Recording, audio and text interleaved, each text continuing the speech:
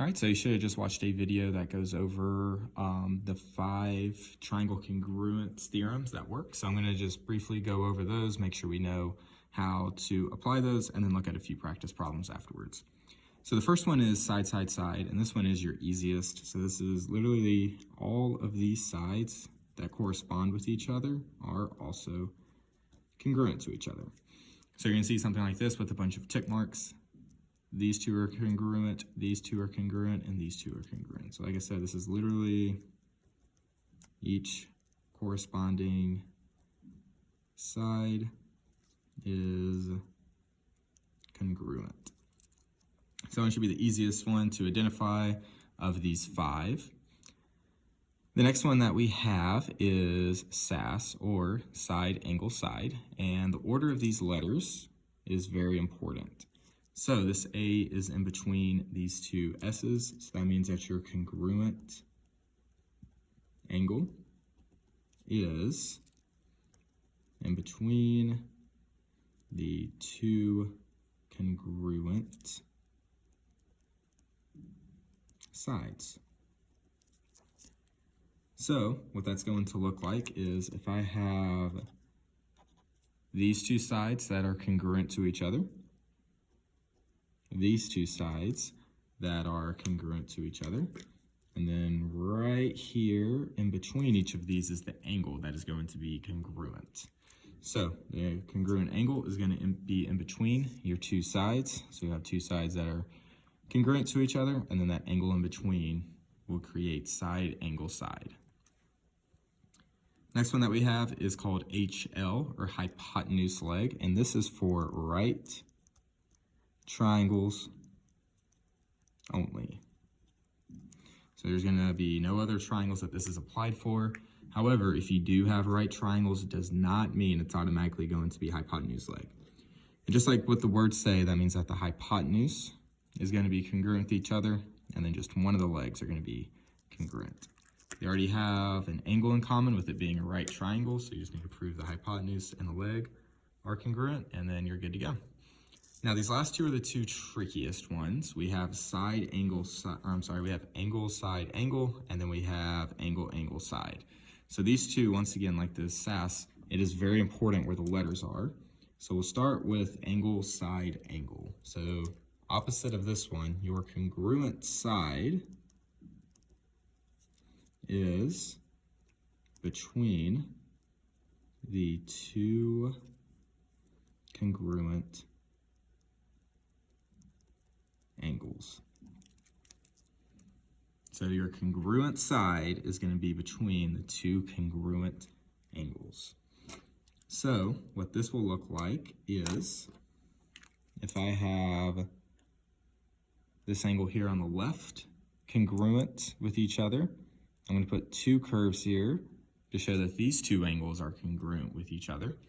If I follow this in order, angle, side, angle, this side is going to be the ones that are congruent. So when I read this across, it's angle, side, angle, and that side is in between the two angles. Just like up here where I have a side, angle, and a side, it needs to be in between for this to work. And then the one that I say the trickiest is angle, angle, side. So this time, your congruent side is not between the two congruent angles.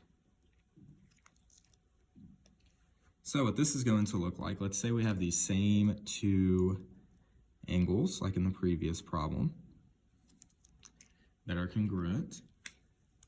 This time your side could either be this side on the left or this side on the right. Either one works. So let's say it's going to be this side over here on the left. So you have two angles that are in common, but your side is not in between them. It's off over here. So you would say angle, angle, side. You kind of go in a clockwise order right there. So tick mark is in between the two is angle, side, angle. Tick mark is not in between the two, angle, angle, side. So these are the 5 that work. In the videos, the ones that don't work that we saw were angle, angle, that does not work. And then of course, side angle, that one won't work either. So those should never be one of your answers. It's going to be any of these 5 here. So let's take a look at these problems down here. So I'm actually going to skip number 1. Number 1's actually, I would say, the trickiest one of the 6. So we're going to come back. We're going to instead start with number 2, and this one's actually the easiest. So what we need to do is find 3 things that they have in common. So we need 3 things that are, we'll say, congruent. So that's between your sides and your angle. So when I look at number 2, I should see I have 2 sides right here that are automatically congruent. So I got a side right there that works. I have another side right here because of these 2 tick marks. That lets me know that that is in common. And then lastly, I see that they have what we call here a shared side, or in this case, what I like to call is that they're sharing a fence, meaning that if there is a house in each of these and you share a fence with someone next to you, that fence should be the same length for you as it is them, thus creating our third side that is congruent. So our reasoning here is going to be SSS, or side. After we've established that, we also need to write out our congruency statement. So EFG is going to describe this triangle. So I need to describe the other triangle in the exact same way. So that's going to be EHG. So the order you put these letters in is very, very important. If I go this way, I need to go this way and put the letters in that order. So number 3, we have what I like to call bow tie triangles, because this looks like a bow tie, or if you've had bow tie pasta, it looks similar to that. What bow tie triangles always have are vertical angles. So if I look right here, angle L for each of these is going to represent our vertical angle. So they have an angle in common, they have another angle in common, and then they also have a side right here in common. So the way that this works is, first off, I got a right triangle, which means possibility is HL. However, for HL to work, I need a hypotenuse and a leg. When I go back and look at this one, they have a hypotenuse, but they do not have a leg in common, so it cannot be HL. And if I look, I got 2 angles right here. I'm going to highlight the side, JL, right here. So JL has this right angle that is congruent, and then this vertical angle that's congruent. So if I have 2 A's and an S, I have angle side as an option, and I have angle side angle as an option. So it's going to come down to either one of those 2. What I would do is what I just did here is highlight this. When I highlighted this side that both of these angles are on, if you notice, I did not highlight over this tick mark. So if that's the case, that side is not in between, and this is going to be angle side as my final answer here. I also need to do our congruency statement, so JKL. So J is going to correspond with M, K corresponds with N, and then L right here is going to be your last letter. So that's going to be our congruency statement. Number 4, I see that they have a side in common. I see that they have an angle right here. And then just like in number 2, I have a shared fence or a shared side, which means they have that in common. So I got 2 sides, I got an angle, and if I look, this angle should be located in between these 2 sides that they have in common. So my reasoning here will be SAS, side, angle in between, side. As for my triangle, I got POR, so this is going to be SOR. So hopefully we see this one as a pretty easy problem here, a side, angle in between. So let's take a look at 5 and 6, and then we'll circle back to number 1 right here. So in number 5, I have right triangles this time. So I already know that they have an angle in common. They also have a side in common. I have this side and then this side. Once again, we have a shared fence, TW, right here. So I'm going to put 2 tick marks.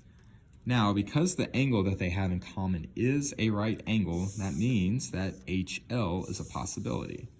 So let's check that first. So for HL to work, I need to have a hypotenuse in common. And if I look at each of these right triangles, I think we can agree TW is the hypotenuse. And then they need to have a leg in common. Just so happens that TX and WV are our leg. So our reasoning here is going to be HL. So I have these two sides, the hypotenuse and the leg, along with the fact that they're a right angle. Now the trickiest part actually with this problem is going to be this congruency statement. We're actually going to see it again in number 6. So the way that this congruency statement is set up for the first triangle, it has T, V, and W. So the way that this is actually going to work may be a little backwards, because if we're looking at this, we might think, oh, well then this has to be TXW. But here's what we have to visualize.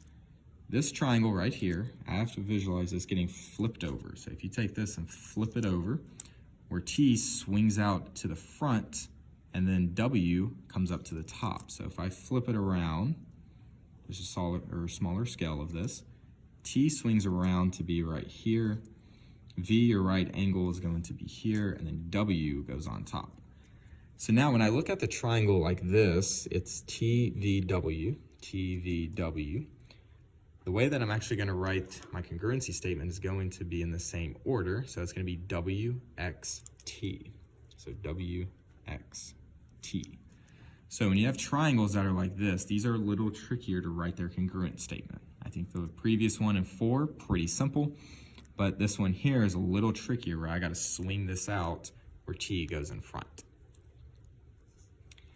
Next one that I have is in number 6. So number 6 is set up in a similar fashion. However, we have something really important happening here in 6 that's going to help us with number 1. And it's these arrows right here. If you remember, we've talked about these arrows a couple times. These arrows mean that they are parallel to each other. So this YZ and AB are parallel. And if they're parallel, what we're going to get is alternate interior angles. Now, I got to be careful where these alternate interior angles go. What's going to happen here is that YA is going to act as a transversal. So if I take off basically these two sides, I got a parallel YZ, I got a parallel AB, and then YA right here acts as a transversal. Now where I put the congruent angles is very important, and what you do is you're going to start with your parallel line, so YZ. I'm going to put a curve right here to YA, so this angle is going to be congruent to this angle here. It is not the other way around. This angle is not congruent to this because we don't know if these two sides are congruent.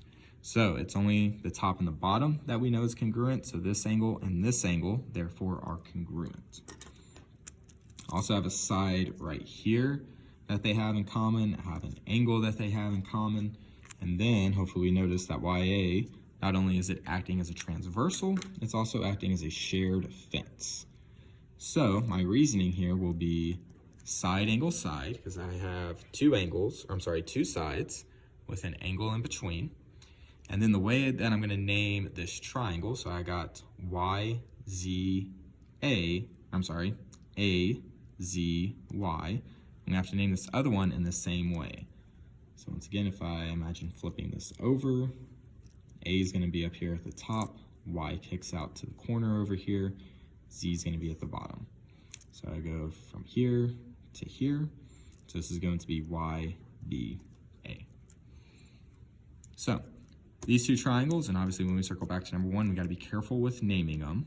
But hopefully with these reasonings, we're starting to pick up on them. What we have, you'll have either honestly a shared fence like we've seen so far, or you'll have bow tie triangles like in 3. So last one we're gonna do is number 1. So if we take a look at 1, this time I got parallel lines all over the place. So we're gonna write arrows still mean parallel. Now what's interesting in this situation is that, like I said, the top and the bottom are parallel. So that means that this angle here and this angle here are congruent, because remember, parallel side to the transversal. And then I also have these two right here that are going to be congruent. So this and this here. So I got two pairs of parallel lines, thus two pairs of congruent angles. Lastly, I should see that AC right here is a shared fence. So that means that it is going to be congruent. So I have an angle here, a side here, and an angle here.